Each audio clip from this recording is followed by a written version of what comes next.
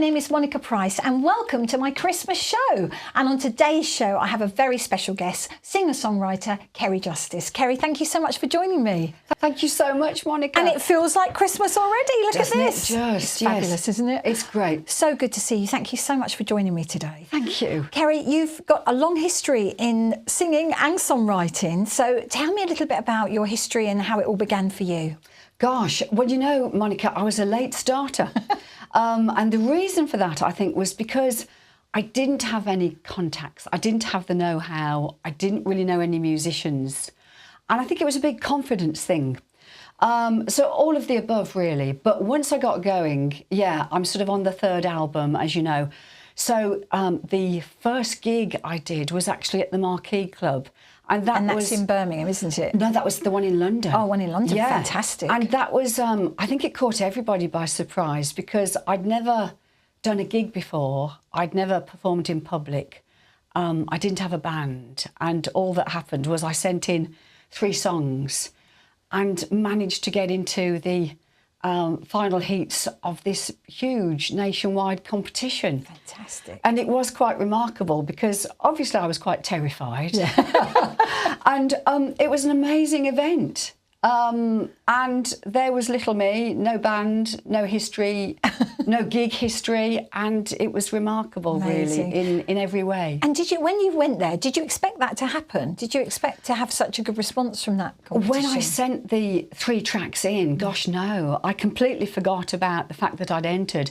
And again, the reason was, Monica, was because I thought, well, I don't stand a chance because I had no background and no history.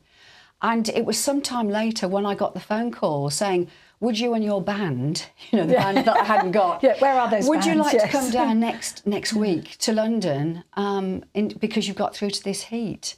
And I think I was just beaten out of the either semi-final or final. So I'd got a long way. Ceri, that's amazing. It was remarkable. And then from there, so did you sort of start writing songs, though, when you're a little girl? Because often that's the case, isn't it? You write poetry, in actual fact, and then it kind of lends itself into songs. Absolutely, Monica, that's exactly how it was. So I used to write in my bedroom usually, or sometimes when I was at college, I'd be, you know, scribbling a few lyrics.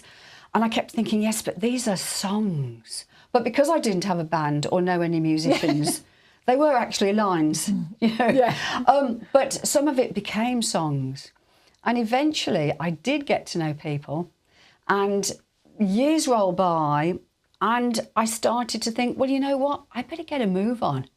And so in the last 8 years, I've managed to write 3 albums, form a band, and well, here I am. And it's amazing you're sort of, as you say, you call yourself a late starter. Yes. You know, but isn't it wonderful that you found the right time to do it? Because often people, they let their kind of passions go and you think, oh, it's too late. What would you say to anyone who's, you know, watching now and thinking, oh, I really want to do that, but maybe it's just too late for me to do? Oh, gosh, I would say no. I'd say it's never too late because I thought that I'd left it too late.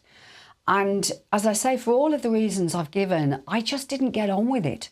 And when I did, it was fantastic. So I would say to anybody, if you've got a dream, don't worry about being too late. Just go for it. Yeah, just go for it. Yeah. And when you were starting out, you know, obviously you suddenly realised, right, this is the right time. Was there any one particular thing that happened, an event that happened, or was it the Marquee? Was it that kind of the symbol for you to think, right, that's it, this is it, I'm going to pursue my goal? I think the Marquee was a good sort of marker.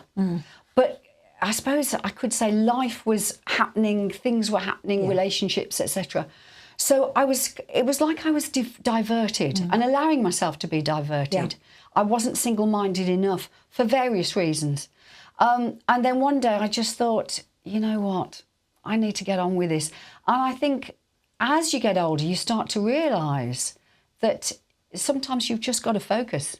You know, you can't keep sitting back and thinking, oh, well, one of these days. Sometimes today is the day. And have you found it tough, Ceri? Because, you know, you started later. Did you ever find a situation where you felt, oh, you know, I wish I'd started this sooner? Well, that's an interesting question because somebody said that to me once. They said, oh, I bet you wish you'd started this 20 years ago. And I said to them, well, you know what? Maybe I just wasn't meant to do it 20 years ago. Maybe things weren't aligned. So that's the way. Yes, in some ways, yes, it would have been great if I'd done it 20 years ago, and met people like you. But sometimes you just think, well, it's now, isn't it? Yes. It's now, so let's just get on with it and live in the moment and see see what the happens. now. Yeah. So your genre is kind of Americana, but with a Celtic sound almost. Yes. Was that a deliberate? Have you kind of steered towards that? Yes, I try to. I mean, they're two different genres, as you know, but I try to refer in certain songs to a certain Celtic background, which of course is my mostly Irish ancestry. Fantastic. So that's why I'm drawn towards that. But I would be classed at the moment as very much Americana. But I do like that little Celtic twist. Yes. Yeah. And with your Irish background, do you try and bring that into every song that you write? Are you finding, or do you find that you tend to write in a certain way and that's it, or how does it work? Well, again, I mean, I love these questions, Monica. There are certain tracks, especially the one on the second album called Walk in Shadow, and the title track was a real deliberate attempt to address my Irish background. So that hopefully would stand out as that kind of influence. So a lot of the songs, you can't really mix the two, but I do try and keep nodding towards that Celtic sound. Yeah, and you can hear it in some of your songs. Obviously, I've listened to your tracks, and there's some of them you can't hear it at all. No, but some of them you really can hear it. Sure. And have you ever been to Ireland yourself? Oh gosh, yes. To me, any excuse to go to Ireland would be a good excuse. Yeah, because I suppose I do feel a certain affinity with the place. And the people there and the history and I mean, fabulous. But much the same, I suppose, in Scotland and Wales. You've got that Celtic influence sort of rolling feel. through. Yes, that's it. And when your gigs, obviously you're doing a lot of gigs at the moment, Ceri. So is there a favourite place that you like to gig at the moment? Not at the moment, but I would like to gig around different places. I'd love to do gigs in Ireland. Yes, I was going to ask you, because I don't think you performed there yet, have you? No, I haven't managed that yet. Yeah. But yes, I'd really like to do that. Very much so. What part of Ireland did your family come from? My dad was from County Cork. Oh, lovely. And although I've been to many places in Ireland, all of which are just fabulous, I wouldn't mind gigging anywhere in Ireland, north or south. It's it would all be good to me. Yeah. And do you find that now when you go to the gigs, your public are really welcoming you really for what you're doing? What's lovely, Monica, is that people are very interested since this third album. Yes. So the third album seemed to hit a real mark. Which it's lovely because I started to realise that I had a lot of local support, from the West Midlands area. But hopefully but you see, also I started to realise that it was doing well in a particular American chart, which was, well, a dream come true. Yes, very unexpected. Yes, that's right. Yeah, which is, we're going to actually be listening to your video and obviously watching your video. Yeah. But, when you're writing the albums, Ceri, how does that begin for you? Is it something that you've got? Are you using sort of past, stories or poems that you've written down and you're bringing them in, or is it something any album and you just write it straight away? How does it work? Oh, really, Monica? I take my inspiration from either my own circumstances, previous circumstances, very much from people I know or have known, or even stories that I might read and something will catch my eye. Or, for instance, you've only got to turn on the news and so many things are going on. So there might just be anything that makes me think, oh gosh, that would be something great to write about. Do you keep a little pen and paper by your bed at night? Yes, I do. And I'm often, I used to, when I was driving along, I'd get kind of lyrics coming into my head. It still happens. So sometimes I would just pull over and get my phone out and record the ideas and then carry on driving. Yeah. And do you think the music industry's changed, Ceri? Gosh, yes, I think it's changed dramatically. Which saddens me in a way, because if I think back to when I was a music fan and all this was just a pipe dream, and I look back to those days and I think of all the people I used to follow and watch and the people you'd see on TV, it all looks so exciting. And of course, I think we were spoilt for choice with the amount of music that was available for us to listen to. And of course, you had great music magazines. Yes. And the people that wrote the articles. Yes. So to me, we don't have that so much now, do we? Everything's online. Yeah. It's a shame because you miss the physical element of that Absolutely. magazine, going out to get that magazine, seeing who's in it. Absolutely. Yeah. And the old record stores, Yes. you know, magical places.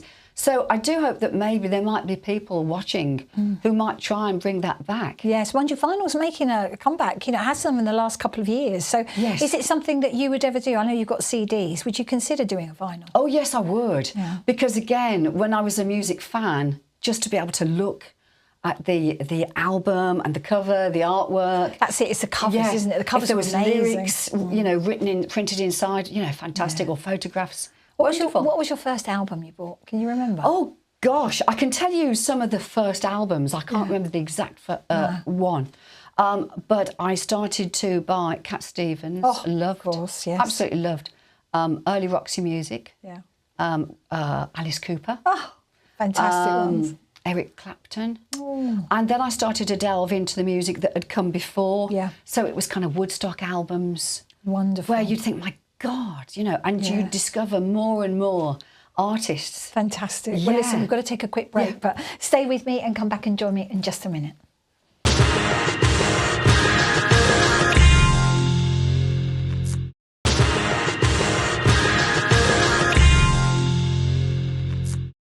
Welcome back, and I'm here with Ceri Justice, singer-songwriter from the West Midlands. And Ceri, lovely to have you here on my very special Christmas show. It's lovely to It be is. We're having a here. lovely time, having a good old chat. And Ceri, I wanted to ask, we touched on your album, which was incredible. Tell me about this album, what it's called, and what happened to it, because it was incredible, wasn't Yes. it? Tell us about it. I still wonder about it, Monica. Yeah, they're fantastic. It's the third album is called Cut Loose, and it was released in April. And within 2 weeks, I think it was 2 weeks, it had got to number 2 in the Roots Report Country and Americana chart in America. It's amazing. And yeah, fantastic. And it stayed at number 2 for a month, and it stayed in the top 20 for 4 months, which was an utter joy for me. And I know from that album you were inundated with support and fans wanted to see you. So what was it about? Well, because you had 3 albums. Yes. So your first one was called Justified. Justified. And then your second album, Walk in Shadow. And then obviously this album here. Cut Loose. What was it about Cut Loose, do you think, that kind of grabbed people's attention? Well, I'm lucky to work with a fabulous producer and collaborator, Paul Johnston. And we decided that we wanted to get a real Americana sound. And I think luckily we just managed to get the capture that, right yes. mixture of songs. Yeah. Sometimes it just takes that one song, doesn't Yes, it? As we sure. know for a Yes, Christmas show. indeed, But yeah. sometimes it just takes that one song. Yes. And on this particular album, what was the song, because it was a whole album that went in Yeah, the chart. Was yes. there any one song for you that Yeah. was very special? Gosh, I mean, they're all special. Obviously, they're all special. But the one track that was very special to me was because I was so lucky to get Tony Kelsey. Fabulous. Playing- Tell us who Tony yeah. Kelsey is for those who don't know. Yeah, Tony Kelsey plays with Saving Grace, Robert Plant and Saving Grace. And thank you so much, Tony Kelsey, because he came in and played some great guitar. But he also helped to inspire another track on the same album called Sometimes I Wonder. But he was so busy by then that he couldn't come and play on that one. But that's fair right, enough. yeah, that's it. And he is an incredible guitarist. Oh, fabulous. So what was it like working with him? Oh, a joy, an absolute joy, because he's such a nice person. And he's become a good friend now, hasn't he? Yes, Yeah. he seems to take a great interest, which, again, lucky me. Yeah, so very grateful for that. It's very humbling. And it's as a singer-songwriter, it's really important, isn't it? You have that tight band, the tight production Yes. around you, isn't it? Just to make sure that, Yes. I suppose, to make sure your dream is fulfilled, really, for want of a better absolutely, word. because I think you can only wear so many hats. So you do need every now and then somebody to say, hang on, I think maybe you should do this, or maybe you should do that. Maybe we should go for that kind of intro or ending. You know, Yeah. I think, I certainly couldn't do the whole lot myself. No. You know, And so it's nice to have input. And is he going to be working with you on other albums, do you think? I do hope so. If he can spare the time. If he's watching, come on, Tony. He would always Come be back from very, America. very welcome to Yeah. work with me. So I would love to think that maybe one of these days we could do something That would be else, amazing, perhaps. wouldn't it? That would be incredible. Yeah. Now, tell us about the Christmas single. Now, Christmassy feel, but rather a different kind of Christmas song, I felt. When I Yes. first heard it, Yeah. I thought, this would make a great commercial. You know, move over M&S, other stores are available. But, you know, this, I mean, John Lewis's advert this year was incredible. But this one has definitely that kind of, did you Yes. mean to do that in your video? Yes. Or yes, that was Yeah, on purpose. it was quite intentional. Yeah. Tell us about the song. And it's everybody's got to learn sometime. That's right. So, of course, that's a cover version Yes, you've done. a cover of the Corgis hit yeah. single. And of course, it's a wondrous song. And we decided, well, let's have a go at doing a respectful cover and see if people like it. And then the next thing I knew, I was doing a video very, very hastily. And part of it was filmed on the day that we had epic rainfall recently. Epic rainfall. Because it's outside, it's shot outside, yeah. And me and the videographer, Darren J, said, I tell you what then, right, let's go outside. So that was it. Out we went. And of course, I wasn't dressed for it because that day I didn't think I was going to be doing any footage. Yes. I thought I was going to be discussing the video. Yeah. So out we went. But it was great because the song is so iconic and it's so melancholy. And there's such a great message within it, which again, you can read into it, I suppose, however you want. Yeah. And I think because there was so much rainfall and because of the look of the video, I think it added to it, yeah, to be honest. hopefully. I do hope so, yeah. So it's very Christmassy, but hopefully it won't date, if you see what I mean. Yes, that's it. And when you were filming it and when you saw the end product, Yes. were you happy with it? I was delighted. I was absolutely delighted because it was done very quickly for this reason, so that we could hopefully bring the song to life even more with a video and to be able to discuss it here. Yeah. So it's lovely when you do something that fast and it seems to work. And it's worked. Yes, exactly. Yeah. And it was filmed in Birmingham, wasn't it? It was, yeah. It was filmed partly in Birmingham and also at the studio where I record. So we did a little bit there and the rest was done actually in Birmingham, yeah. Sometimes the best videos and the best songs are the ones that, that happen Absolutely. really quickly. So, Can I just quickly say thank you? I don't Yes, of know if course. he will ever get to see this. I hope so. Thank you so much for Danny, who I spoke to him and got his permission to use the footage of Danny, who I actually met in London. So there is a little bit of footage that came from London. Wonderful. Because I literally got off the train, there he was on the street. I filmed him, which was used in the final cut, and I had a chat with him, obviously gave him a donation. Yes. And had a lovely conversation with him. So thank you. And that's the man in the video that we That's see. the man in the video Yeah. on the street, Danny. Yeah. That was meant to be. Yes. Yeah, that was meant to be. I do like to think so, yeah. Yeah, well, let's take a look at this fantastic video. So would you like to look at the camera and introduce your video to our lovely Christmas audience? Well, thank you. It's called Everybody's Gotta Learn Sometime.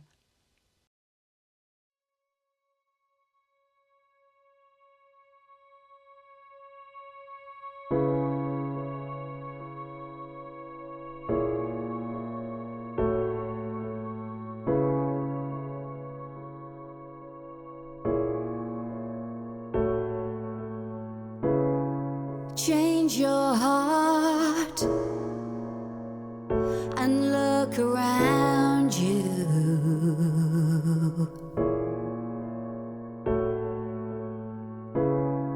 Change your heart, it will astound you.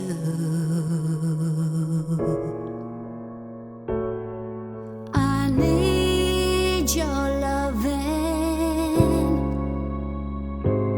like the sunshine.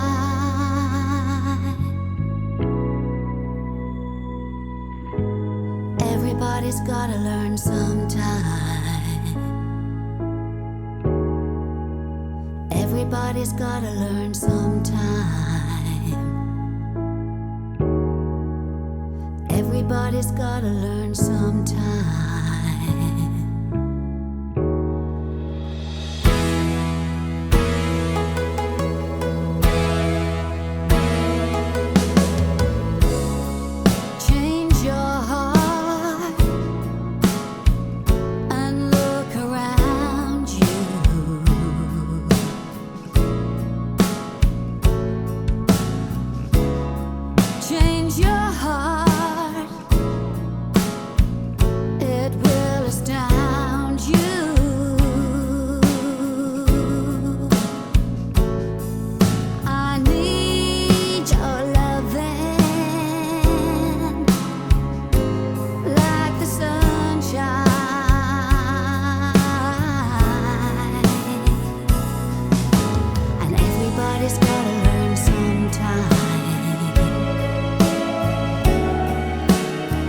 Everybody's gotta learn sometime.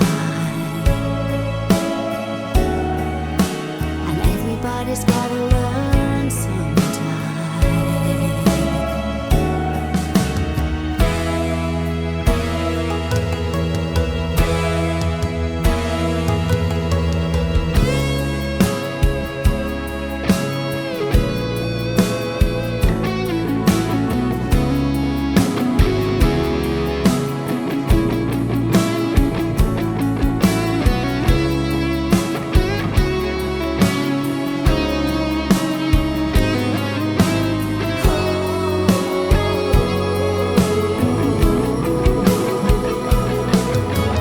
Everybody's gotta learn sometime.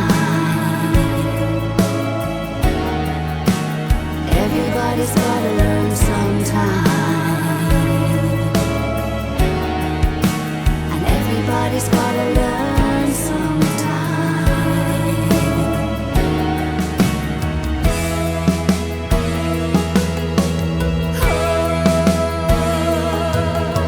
And everybody's gotta learn sometime. Everybody's gotta learn sometime. And everybody's gotta learn sometime.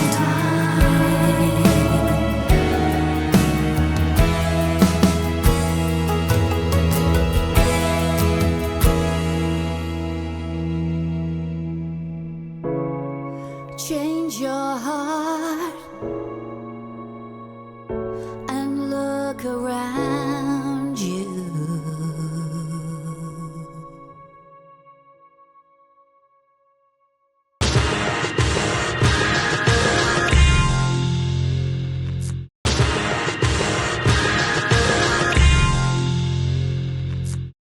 Welcome back. Oh, Ceri, what a fantastic video that was. Very moving as well. Oh, thank you. I really hope that that is a great success for you. It's a very Christmas much. single, and it's definitely a commercial. So watch this space if anyone's watching. I do hope so. Oh, I tell you. And, you know, Birmingham, where you're from, it housed so many greats. I mean, Ozzy Osbourne, who, of course, we lost this year. The amount of love that came pouring into Birmingham. Yes, yes. And the whole city just became alive Yes. because, you know, of his concert that he did, of Yes, course, yes. and of course his death, which sanded us all.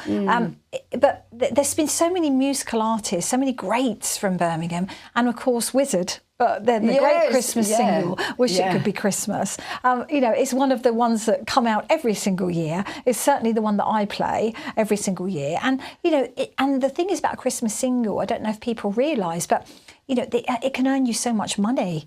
You know, Yes, so you know, I'm apparently so. hoping so. You know, like Wizard can earn, you know, between £200,000 and £500,000, and they get that cheque in July. So come on, marvellous. Ceri, we need to make that happen for yours. That would be very nice. What's your favourite? One of your favourite Christmas Oh singles? gosh, I do like.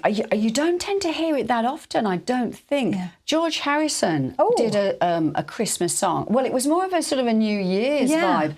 I think it was called Ding Dong Ding Dong. Oh, do you know I haven't heard It's that worth one. checking out. Yeah. It is worth checking out. So yeah. only the Beatles fans would like Yes, that one. absolutely. And did it come out at Christmas? Is that when you discovered it yourself, or was it just one that I think it must have been played perhaps at that time of year. Yeah. And I remember thinking, wow, what a great song. But then I always thought George Harrison wrote great songs. Yeah, you know, of course. so- So and the thing is, there's so many Christmas songs. I mean, I only found out recently that Wizard, for example, we know Wish It Could Be Christmas, Yes. but they did a lesser known release of a Christmas song, which was called Sing Out the Old and Bring in the New. Yes. Now, I never knew that existed. I didn't know. And it was with the local choir, apparently, and it just didn't make anything. It Wow. didn't make the charts. And yet, there he is every year. Oh, it comes in. So, Yeah. you know, there's hope for us yet. Gosh, yes, let's hope so. But, you know, Birmingham, as I say, is such a wash with music and the stars that come from there. And, of course, we have you from there, Ceri, as Oh, well. So,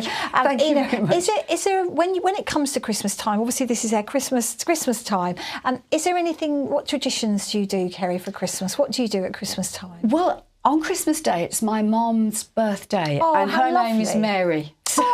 So it's very much about my mom. Oh, well, then you should say happy birthday to Mary. Thank you so much. Happy birthday, Mary. Oh, thank you. Thank you. How lovely. So you get to spend some time with her. Yeah. And do you write at Christmas as well? Do you find yourself constantly writing? If the mood takes me, it depends what's going on, really. Yeah. Because, again, it's that sort of, well, again, there is meant to be a magic to Christmas, which I hope isn't completely lost. No. You know, it's nice to evoke it. And I think, again, the songs that you mentioned, you know, I mean, Greg Lake, didn't he do a fabulous song? I Believe in Father Christmas. Yeah. One of my favourites. One of my favourites. And again, I imagine that he's getting a nice check as well, because every time that's played as well. But it's kind of the epitome of Christmas, and I hope that doesn't get lost, because it is traditionally, you know, what we do every year. The Christmas songs come out, you know, the tinsel comes up, the tree goes up. Yes. And it's a time for family and celebration, isn't it? Absolutely, I think so. And I suppose just taking stock of how the year has been, and maybe lessons to be learned, and just trying to relax a bit and think ahead, hopefully. Has it been a good year for you, would you say? I think it's been a great year, thanks, Monica. It's been full of surprises, very pleasant surprises. It's been extremely busy, extremely busy, but it's been very worthwhile. So although sometimes my head spins, but it's been in a good way. Now, you recently went up to London, didn't you, and went to a very special event there with, again, another Brummie with John Saunderson. You know, so tell us about that. How did that come about, and did you enjoy it? Oh, well, first of all, I absolutely loved it. And of course, that's where I managed to get that bit of footage of Danny, which to me was a fabulous thing. But that was through Barry Tomes, and I got the invite, and I got onto the list. I made the list, and that's what took me to London. And it was fabulous because, again, you started to get a sense of Christmas. Yes. And London isn't a place that I tend to go to very often. So for me, it was kind of quite exciting as well. Yeah. But yeah, a fabulous event. I mean, everybody was loving it. It was all for the music industry. Yes. And what was so lovely is to see so many industry people there talking about music, being passionate about music, you know, passionate about their craft. There was producers, directors, you know, musicians, singer-songwriters. Yes. There was a whole proliferary of people there, wasn't there? Absolutely. And those sorts of events, you know, are very important. Do you think they're very important? Oh gosh, yes. And again, I'm so lucky to have been there and to have been invited. For me, it was fabulous. It was just wondrous. And yeah, did you give out your CDs? I think a few were given out. Quite right. I didn't want to push it too much, you know, because there was many other people there. But hopefully, you know, stand there and just dish them out. Perhaps I just should have stood at the entrance and said, "Would you like a CD?" Well, if you don't do it. But it was a marvellous event. Yeah, it was lovely. Yeah. And do you feel that Birmingham is the place for you? Do you think you'd ever move from the West Midlands? I think I would move out from the West Midlands. But what I think is fabulous is that so many fantastic bands and musicians have come from there. They have. I mean, gosh, how long is the list? Yeah, Thin Lizzy. Yeah. Black Sabbath. Toyah. The list goes on, doesn't it, really? Robert Plant on the outskirts. Of course, on the outskirts, yes. And Jeff Lynne. Jeff Lynne, yes, ELO. God, so many people. Yeah. And of course, I think back to when I met Ace Kefford. And Ace Kefford, he needs to be checked out because he was in The Move. Oh. And Ace Kefford. Yeah, okay. Ace, what a great name. Great name. And yeah, he was fabulous. Very talented guy. And I bumped into him not long ago. But a very talented man. Yeah. Singer-songwriter? Yes, singer-songwriter, but very well known for, I mean, he had his own bands, but he started off, I think, well, probably he hit fame, I guess, when he was with The Move. With The Move. And great band. Yeah. And I used to watch Trevor Burton, who was also in The Move. Yes. And when I was just a wannabe, I used to go to local gigs. And that's how I met Ace Kefford. How fantastic. Because he was watching Trevor, because, of course, he knew him. But for me, I can still remember the thrill of watching the band because they were so good. They were just so good. Well, let's have a listen, shall we, to some Christmas music? Yes. Seeing as it's a Christmas show. Absolutely. So I think we've got to do Wizard, don't you? Yes, Wish it could be Christmas. So take it away, Wizard.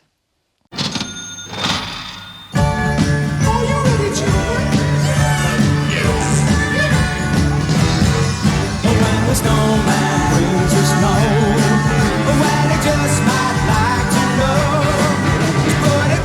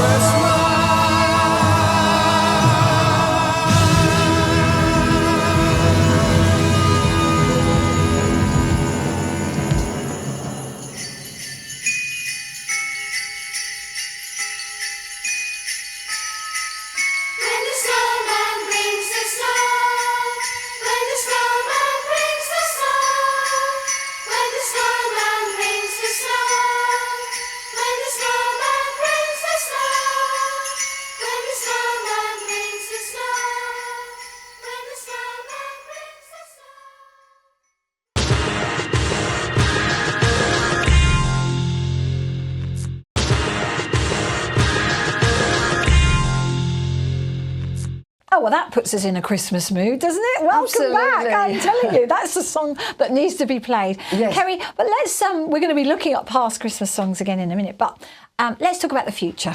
So 2026 is looming.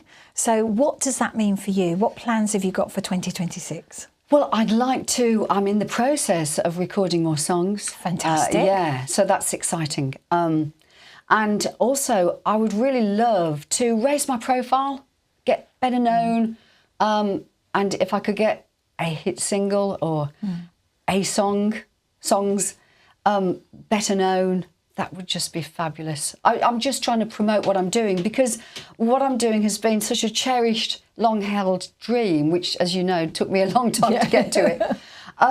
But it's so important to me. So I would love to reach out and hope that people will support me and like what I do, because when you write, you're trying to write in the hope that it means something to whoever listens to it, and it means something to them or makes them feel better or better understood. So I think that's, all of those. Well, I think with your new album, with the album that went into the number 2. Cut Loose, and, Cut Loose, that was an incredible album. So I think that's definitely put you, on the way. Oh, thank you. you. Do you feel you'll stay in that same sort of genre? Do you think there'll be a change in the next album, or do you think you'll stay within that kind of Americana Celtic kind of sound? I think I will stay within that sound, but I would like to extend it and maybe step out of it every now and then. Yes. So maybe a bit more of a Celtic influence, or depending on who might be around me. Yes. So I'd like to stay within that framework, but also step out now and then. Be a bit bold. But keep my sound. Yes, absolutely. And I mean, for you, is it collaboration? Would you consider to do any collaborations? Yes, absolutely. Gosh, yeah. The idea of collaborating is very attractive. Yeah. So lots of stars actually are doing that now, aren't they? Yes. It seems to be the thing, and I think that's a very good thing to do, because if their fan base, your fan base, Yes. it's a win-win. Is there anybody in particular that you'd like to collaborate with? Oh, gosh, it'd be lovely to work with Tony Kelsey again. Yes. That would be so nice. But I think in terms of, there's so many people to choose from. I'm a big Kate Bush fan. Yes. I could see you working with her. I should be actually. so That would lucky. work, yes. What a fabulous talent. Cat Stevens again, marvellous. There's so many different people that I really admire and am a fan of. Chris Rea, I always thought was marvellous. So I don't think I would limit myself to anybody in particular. No. Just a question of if somebody would like to collaborate with me, it would be then Happy lucky to do so. me. Yeah, exactly. Happy to do so. Yeah. Exactly. Yeah. And what sort of music do you listen to yourself, Ceri? What's on your playlist at the moment? Okay, on my playlist, I like to revisit previous albums and songs from the past. All the people that I've mentioned. Yeah. I also like to try and see who's doing what currently as well.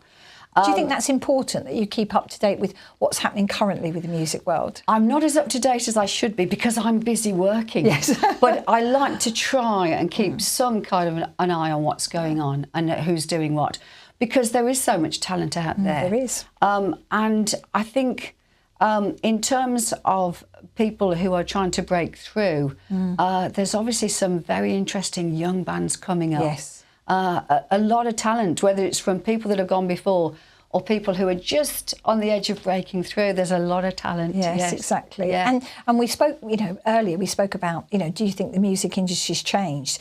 How do you see the music industry in 2026? Gosh, well, I'd like to think that it could broaden out a little bit, so that maybe in terms of streaming, the streaming is great in certain ways, but I think people need to, I think it's become very, very, very crowded.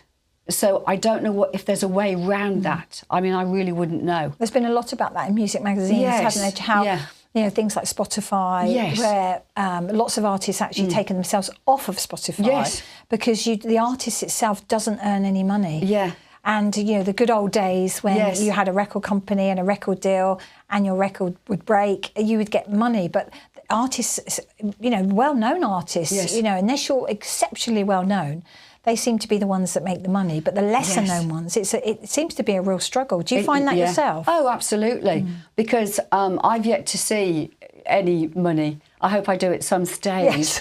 But that would be nice, wouldn't it? It would be lovely. But I mean, how much will come my way? I don't know.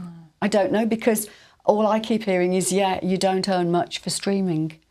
So I don't know. It's such a... And if they could find a way around that. Because you have to get your music out there. Yeah. And streaming is the way, certainly for the younger people, they just want everything now, instant. Yeah. So there has to be something. Yes. I'm surprised nobody's come up with, some idea where it's better for the artists as well as, the people that are listening to it. Yes, absolutely. I don't know what the change could be, but it would be nice if there could be that change, so that maybe the artists and the creators get paid a bit more. That would be very nice. And they see a bit more for what they do, because as far as I know, it's always been a hard industry to make money in. Yeah.